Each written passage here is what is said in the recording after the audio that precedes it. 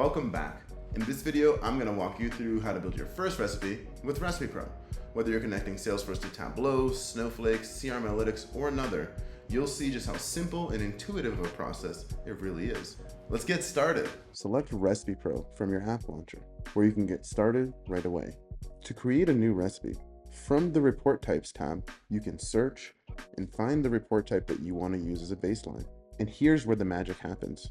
recipePro automatically maps the fields necessary, applies any mapping transformations, and it even creates custom labels according to what your output destination will be. You can then select the output destination, and then you can go ahead and confirm the name of your recipe, and then you can go ahead and click Send Recipe. This will automatically submit the recipe to your integration pool, and just like that, your data is seamlessly integrated. And that's it. You've built your first recipe.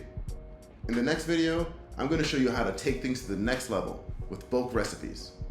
So thanks for watching and happy integrating.